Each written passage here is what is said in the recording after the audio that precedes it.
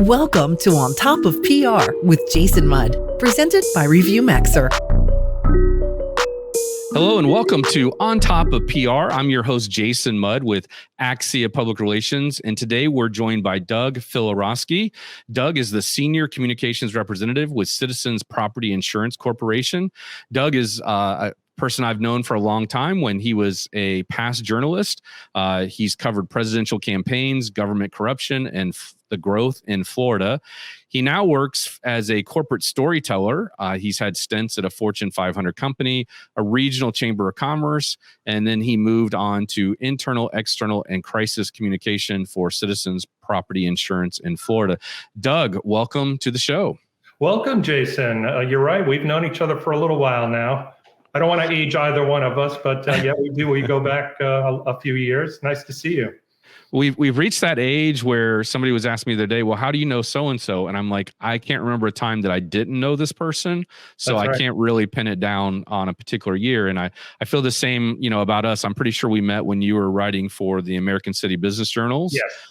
If not, maybe even a little before that. But yeah, when you've been doing this long enough, you just feel like you've got this organic group of people in your network or your circle that you're always seeing and doing things with. So anyway, we're glad to have you on the show, and we'll put maybe a link to this in the episode notes. But we reconnected somewhat recently this year when I did a presentation with you guys in your organization, the International Association of Business Communicators, IABC, about AI and how to use AI, which was great and a lot of fun. And you've got a great membership there. But today we're talking about how an insurance company manages crisis communication. I think this is a timely topic. A lot of our audience are people who work in the insurance industry, and their fellow public relations, communication, marketing executives within those organizations, and always thinking about how to manage crisis communications, how to manage crisis response to natural disasters and other situations that they might need to either be dealing with as a company or helping their customers deal with. So I'm excited to talk about this more with you. So Doug, I'm guessing you have an interesting role. So you're in Florida, and your organization is across the entire state. I know there's offices in South Florida. I know you're in Northeast Florida, et cetera. So I assume you have offices all over the state as well. But let's say there is a hurricane or some other kind of catastrophic incident. You're not only concerned about the organization, your colleagues, but also your customers. Is that correct? Yeah. I mean, you're right. You do get a fair amount of notice when a hurricane is approaching, but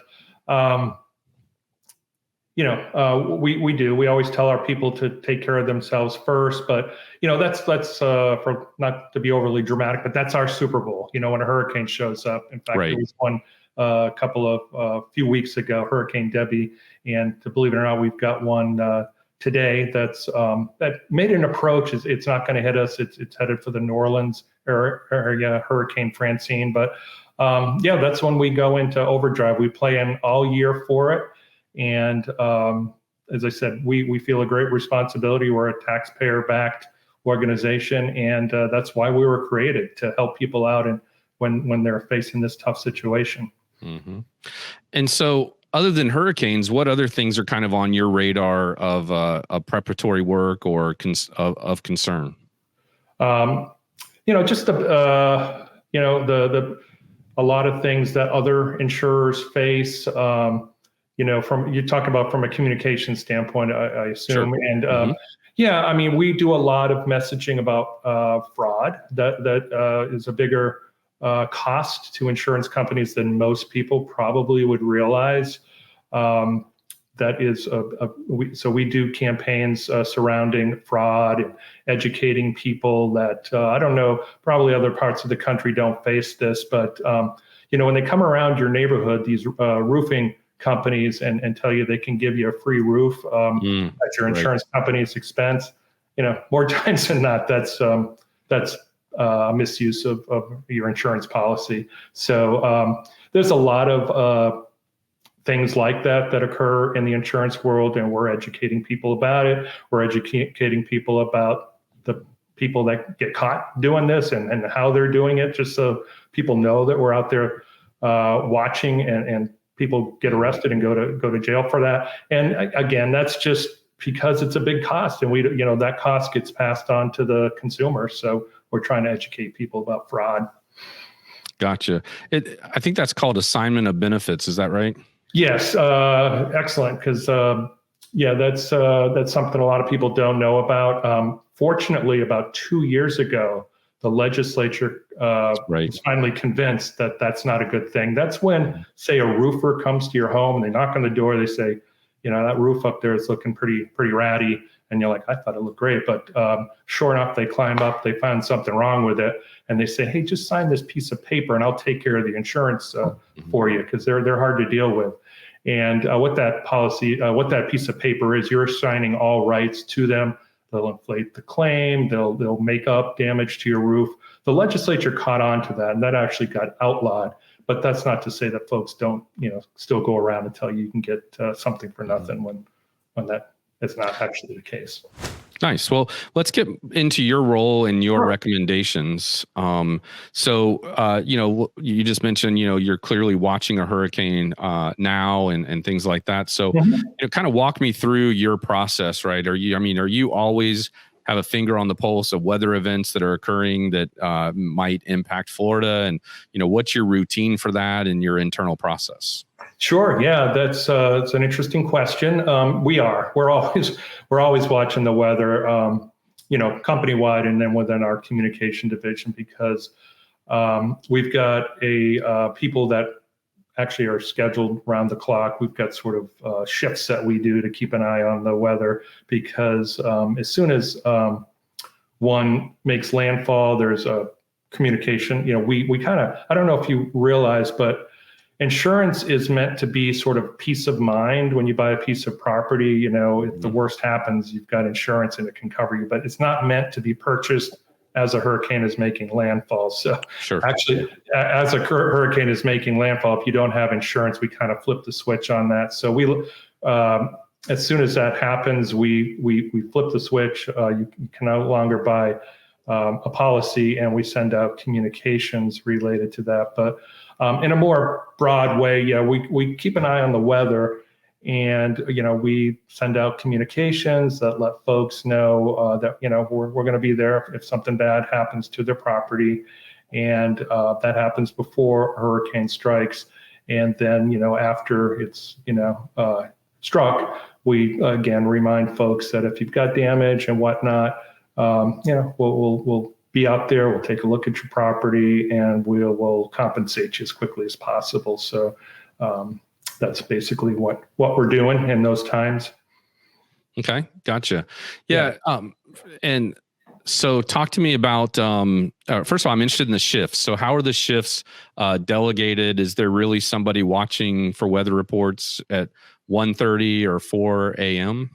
Yeah, because for legal reasons, we want to be consistent. So when it's really a small part of our communications, but we do want to let people know that you can't buy insurance at a certain time. So, we want to be consistent with that. So as soon as the first watch or warning goes up from Florida, and that can happen literally at any time. That can, unfortunately, all too often it happens in the middle of the night. So that's when the switch is flipped, and that's when we send out the communications to let people know that you can no longer bind a policy, it's called, with the insurance company. But that's why I mentioned that shift work. But as I said, in a more broad sense, we're just we're working as they approach, trying to figure out where it's going to go. What our audience is going to be. Which counties it's going to strike. And as you mentioned earlier in the podcast, for people that don't know, hurricanes are notorious for sort of changing path. And our technology can only track Mother Nature so much. She does make up her mind as she wants to. So we're kind of keeping a close eye on it, and trying to target our audience, I guess, is what we're doing. So to clarify, these are people in your communication department, or is it somebody in operations who is then keeping communication and informed. And then my second part of my question is, if it's a random Thursday, is somebody working in shift when there's no tropical storm activity expected? Is that still happening 365 days, or is it more of like okay, looks like we need to be working around the clock to monitor this? So help us understand that. Okay. Yeah. In the off season, when it's not hurricane season, even though a hurricane can occur, I mean, it's not like Mother Nature says, well, it's June 1st, it's hurricane season. It can occur, but that's when we start the shift work in January. And we have 12 people in our communications division that they team up in teams of 2 people, and they will work a shift for a week. The National Hurricane Center issues these advisories every 6 hours when there's nothing really imminent to Florida.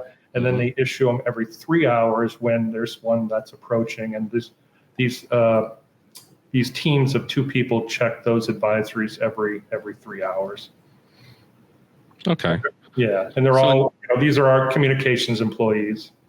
So let's say I work in your department and I've been assigned to a shift. Does that mean that I'm during that shift? Am I sleeping and then waking up overnight at every 3 hours to check it? Or am I doing my normal day job overnight for that shift period of time? There was a time when we did that, but we did relax our rules. So yeah, you're checking the National Hurricane Center website every 3 hours up until 8 o'clock, and then picking up with the 5 a.m. advisory. So yeah, we decided just based on what we were seeing, people aren't buying insurance at 2 a.m. in the morning. So yeah, we'll do it pretty much around the clock except for the overnight. Yeah. And so is the main reason you're doing that is to send out alerts to the for lack of a better word, like who are you alerting? Or are you just updating the website? Like are you alerting somebody personally, or are you updating your content passively? That's a good question. Agents primarily, because agents buy insurance on behalf of property owners. Yeah. So I think we have about 22,000 agent partners, we call them, people that sell citizen insurance. Okay. And some other people in the industry we let know. Now, and we will post it on our website so the general public is generally aware of it. Sure. Social media, that sort of thing. I'm imagining, though, an insurance agent already knows when those things are cut off. So are they dependent on these notifications from you? Or is that just like a good best practice and a thorough reminder? It's kind of both. Right. They'll know, right. I'm not shopping for insurance as a hurricane is making landfall in my community. Right. But once again, you would be surprised. You would be surprised at people that own certain types of properties that don't have insurance that purchase it as a hurricane is approaching. And remind me, you not only do homeowners insurance, do you also do flood insurance? Not flood insurance. No, that's an insurance that's provided by the federal government, right? So at least it's subsidized by the federal government. So, and I know, especially for people who don't live in hurricane areas, there's a perception that you go and you purchase hurricane insurance. Doug, can you explain that to our audience real quick? Well, you can buy a wind. How your home gets damaged is by wind, of course. And by flooding. And as you just mentioned, all insurance companies, most, or if not all, do not provide flood insurance. That's a federal program. So no, you buy an insurance policy that includes wind damage, although you can buy a wind-only policy if you want that covers just wind damage. So that will cover hurricane damage as well in a lot of cases. Okay, excellent. Well, we're going to take a quick break and be back with more from Doug on the other side. You're listening to On Top of PR with your host, Jason Mudd. Jason is a trusted advisor to some of America's most admired and fastest growing brands. He is the managing partner at Axia Public Relations, a PR agency that guides news, social, and web strategies for national companies. And now, back to the show. Welcome back to On Top of PR. We're continuing to talk about hurricanes and crisis communication, and specifically how an insurance organization prepares and communicates about those incidents with their audience. And we're joined by Doug Filaroski. And Doug, so we want to talk a little bit more. We've hit on this a little bit, but what other kind of messages and channels do you use before and after a storm to communicate with your agents, with your customers, with your partners, and your employees? Yeah, so we've talked a lot about how we let people know that you can't buy insurance as a hurricane is making landfall. But as I said, a lot of the messaging really is to give people a little peace of mind that as I said, if the worst were to happen, we'll be there. We'll go out, we'll look at their property, and we'll, process it quickly and make a payment to them quickly so they can get back on their feet. So, we talk to them a lot about that. We use text messaging before, after storms, emails. We do automated phone pushes to them. A lot of those have to do with, hey, this has been a huge storm. We're getting the adjusters out there. It may be more than the 24-hour normal, non-catastrophe standard that we have. We usually send people out within 24 hours. Maybe it's going to take another day or two or something like that. So yeah, we're talking with people through push phone calls on our website. Social media, of course, is really important. We're not only pushing out information to people, but we're getting information from them, and we're able to respond to that.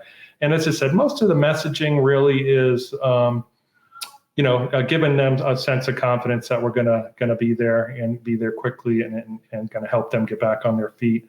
A lot of it also is we happen to set up something that we call catastrophe response centers in the field. We'll go out into the field. We'll set up these big tented centers. For Hurricane Debbie, which really by Florida standards wasn't that big a storm last month. I think we got 2,500 claims from that storm. And just by comparison, for Hurricane Irma in 2017, we had 80,000 claims. But anyway, we did go out for Debbie last month and send up these hurricane catastrophe response centers in 4 different counties where the storm struck, from Tampa up to the Panhandle. And we'll do a lot of messaging about that, just to let people know that they can go out in person and talk to somebody and get their business done, because hurricanes are serious business, and a lot of times people don't have, hate to say it, but they don't have a home sometimes. Mm-hmm. They don't have a vehicle, they don't have communication, they don't have a cell phone or power or anything. So yeah, we see a lot of people come into these centers, and we're able to help them in person. So we need to communicate the availability of these centers out to people, and what we're gonna be able to do for them out there. Right. Yeah. And just hearing you say that, it's just a good reminder for everybody to, have money saved up, or a line of credit somehow they can access in case of an emergency, so you don't find yourself homeless or, without a car, or whatever their situations might be, to plan for the unexpected, as they say. So, yeah.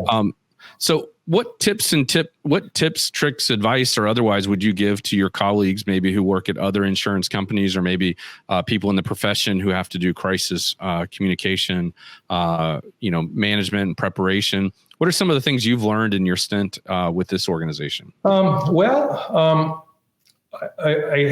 have to say that when I started with the company about 10 years ago, I don't think we had as good a plan as we have now. So one of the best tips is to have a plan, frankly. A lot of people I talk to in crisis communications, don't really have a real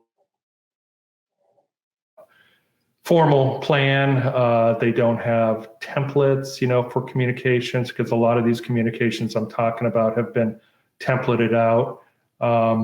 So I would say start with developing a plan, and move the ball forward a little bit every year, because I can't say we're exactly where we want to be at this time either, but we are moving the ball forward every year and working on our plan. Yeah, nice. So we call it, we say get 1% better every day, here at Axia. And maybe you don't touch the client's crisis plan every day, but when you do, even a little tweak to make it 1% better is highly encouraged. Yeah. Yeah, that's as I said, and we feel the same way. I mean, text messaging is not that old for us. I think we've only been doing that for 2 or 3 years. We'll add a new template every year for a new scenario. We'll tweak sort of how we target our audiences and get the data for that. So yeah, every year we're getting just a little bit better at it. And I agree with that approach 100%. Are you using any particular type of app or SaaS platform for crisis communication, or are you just storing these templates in SharePoint? Like, what's your tech stack for that? Well, that's that may be where we can go 1% more. No, I don't have a whole lot of tips in that area. We're using a platform that I think we can improve upon, but it really is mostly just the scenarios that we're working through and the messaging and developing different templates every year for responding to people. For instance, I think we're doing more with helping people get to these catastrophe response centers, because that really is an area of need. As I said, there are people that aren't able to quickly reach their insurance company, and in addition to, I don't know if people know this or not, but in addition to the check you receive for the damage done to your home, you also get payments from your insurance company for temporary living, housing and food, and that's right. what they're these centers for. So anyway, I would say we're more working in that area, making improvements to getting people to these centers. Nice. Well, I'm personally a big fan of templates. If I have to send the same email twice, I'd sure like to have a template for it for the third time, Yeah. And I always am encouraging my teammates to do the same thing. And, we're working on a kind of an internal project right now of, well, let's just come up with a library of templates for when this certain situation happens. And, and to be specific for, when we bring on a new client, let's make sure they're having the same consistent first class experience. We have a process for onboarding them. Let's make sure every step in our process has the 1, 2, or 3 communication templates necessary to make it, very successful. And my thing is, let's not reinvent the wheel if we don't have to. If you've had to write something more than once, you should probably have a template for it that you can just go and pull anytime or repurpose. And then in theory, Doug, if you're sitting on 1 or 2 versions you've already written once before, probably pretty easy to go back to it and make it 1% better each time you use it. Absolutely. So. And the other thing that I would say that may be in the way of tips is, for us, a lot of these crisis communications, a lot of the work that's done out in the field, some people at the company, maybe aren't involved in that, but that really is our mission. One of the important missions that we have as a company. As I said, that's one of the important reasons Citizens exists, is to, provide this backstop for people in Florida where we get a lot of hurricanes. And so there were certain people in our company that didn't feel as connected to that mission. So a lot of what we have been doing over the last couple of years is sharing that work with our employees. We've got a 1,200 employees, and as I said, not all of them are out in the field or doing communications about the hurricanes. So yeah, we set up a catastrophe response page on our intranet, on our internal website, and we're sharing stories about our response. We are sharing videos from the field, from people working out there and working with the customers. And so we're doing, I think, a better job lately of sharing that, the work that's going on in response to the hurricane with other employees at the company, so everybody sort of feels connected to it. So, Doug, I have a question for you, and that is, are you actively dispatching members of your communication team to these catastrophe response centers when you have obviously a catastrophe, or is that mostly just people who are there to get claims? Yeah, we are. We realized, I think, soon after I started there, I realized that, these are tell a lot of the story of what we do. So we have, I'd say 1, 2, 3 people go out to these catastrophe response centers. And obviously, as I said, they're near the site of the hurricane. So we'll get, damage imagery, and, we'll gather a lot of things out at these scenes. I personally went to 2 or 3 of them. I went to Irma, which struck the Keys. I remember going down to the Keys and seeing the damage and talking to the people at our CRCs. And we from those we'll get, as I said, a lot of imagery. We've gotten video of our workers there. We try to respect the privacy of our customers, so we do get them in the imagery too. But we usually shoot them from the back, and we don't often speak with them. It's not probably the situation to be speaking with the customers, but we see that as sort of being rich for, as I said, for getting a lot of content about what we do. A lot of the comments you're making speaks to, I think, the culture of your organization, and that you obviously care and you're there to serve, as opposed to just being, the solution that's the least desirable, if you will, for customers. And I think that really matters and goes a long way. When these people are in the field, if you will, or on site at a CRC, are these also authorized media and community spokespersons, or is someone else taking on that role? That's usually one of the people that we have at the CRCs. Yeah, we have our media relations manager, Michael Peltier, there for that reason, right? If there's media that show up and want to know about, how we're helping the customers, because we do tend to be of interest to the media. As I said, we're taxpayer backed, and we are responsible, to the taxpayers, so they often want to know how we're doing and how we're processing the claims and whatnot. So yeah, it usually includes one of our media relations guy. Gotcha. And for our audience who doesn't know, the media is almost always more interested in speaking to a nonprofit or an association or a government agency than they are a for-profit organization. And so, that also gives you, a unique opportunity and a unique responsibility to be that voice, for the industry, for the profession, for your customers, for the marketplace, and other residents in general. But I think a lot of our clients don't really realize that, but we've been preempted. I've arranged a national news interview with NPR or something like that with one of our clients who is an insurance CEO of an insurance company, and somebody somewhere is like, let's add the head of the spokesperson from a nonprofit association of insurance companies or something like that to be part of the interview. And, for me, I'm like, we pitched this, we arranged this whole thing, and then the last minute they throw in another expert to fill out the conversation, so it doesn't seem to be, as commercial, if you will. Which just deludes the expertise and the content and timing of my client to be able to share their story. But, I get it. That's good journalism, and good journalism is more important oftentimes than getting what your client wants, even though that's hard to say. Yeah, maybe they view it as being broader than one company, but I will agree with you that people in private industry have more expertise on their topic than somebody at an association. Mm-hmm. So yeah, I can see your frustration there. Let's talk quickly as we're wrapping up about professional development. What kind of things are you and your organization, you and your team, where are you investing in professional development? What kind of programming, or what's the expectation? Is there a criteria, that you guys have that everybody must get, certain hours of that, or is it completely optional? And tell me what that looks like. Well, for us, it's not required, but it is highly encouraged to get professional development.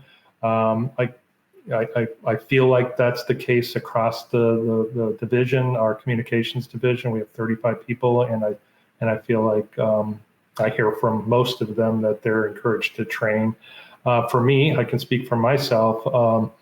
I've been delighted, by how much support I've got. I belong, I think you mentioned earlier, I belong to the International Association of Business Communicators, which I really like. I feel like they focus a lot on corporate communications, which is what we're talking about here today.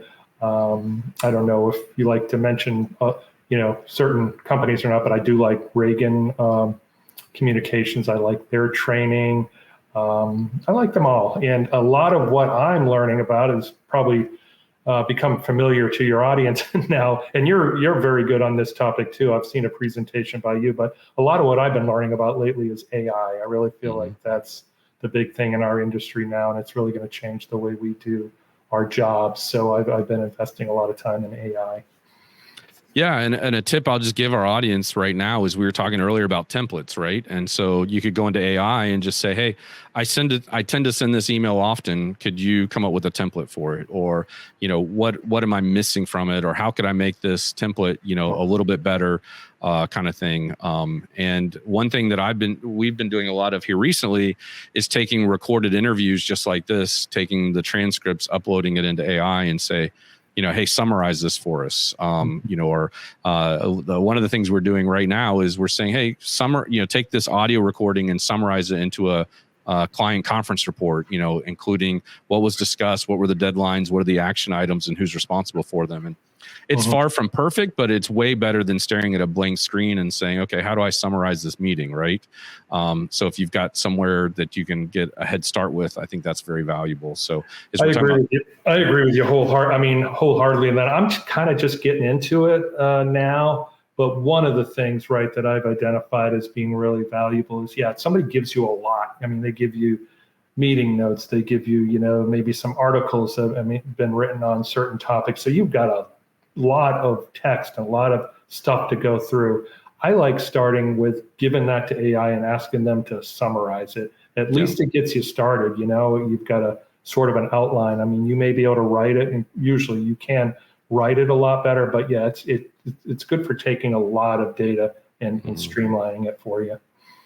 Yeah, my only concern there is the accuracy. And so I just personally, I got a recent health report and I put it in the system and said, hey, summarize this for me. What are the top concerns and and that kind of thing. And what do I need to do next based on what it said? Because it was like a 80-page blood work kind of thing. And I just wanted that high level review. And, one of the first things it listed, I don't mind sharing this because it wasn't accurate, was, liver concerns. And I was like, oh no, like my liver, numbers are wrong. And then, next thing you know, I'm worried about these problems that I don't even have.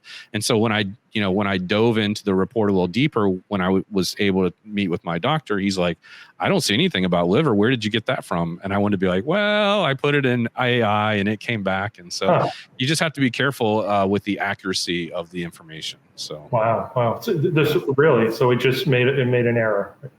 Yeah, I mean, and that's been an ongoing challenge, if you will. And you'd think, you hope it gets better, but And what's funny is I talked about in my presentation that we did with your organization. If you push back and say, well, I don't think this is true, would you please verify? I'll come back. Oh yeah, I made a mistake. Sorry about that.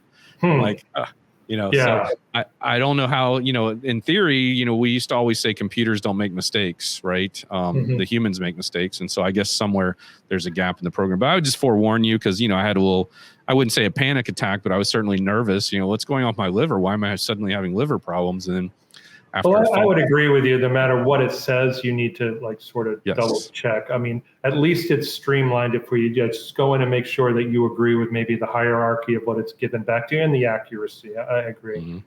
Perfect. Yeah. All right, Doug, if someone in your industry or in your industry, fellow professional who wants to, pick your brain or talk more about this, or maybe they're interested in learning more, how do they best get a hold of you? Would that be connecting with you on LinkedIn through a custom invitation, or do you have another preferred way for people to reach you? Yeah, I really like LinkedIn. I'm probably not on there as much as you are. You're very good at LinkedIn, but I do like it. And I check it most days, and I think that's a great way to reach out to people on professional topics. So that's a great way to reach me. And of course, you can always reach me at Citizens. It's Douglas.Filaroski at citizensfla.com. And so if it's a professional inquiry, you can always reach me there as well. Perfect. Excellent. Yeah, only professional inquiries, no inappropriate inquiries. No requests for dates or anything like that. So yeah.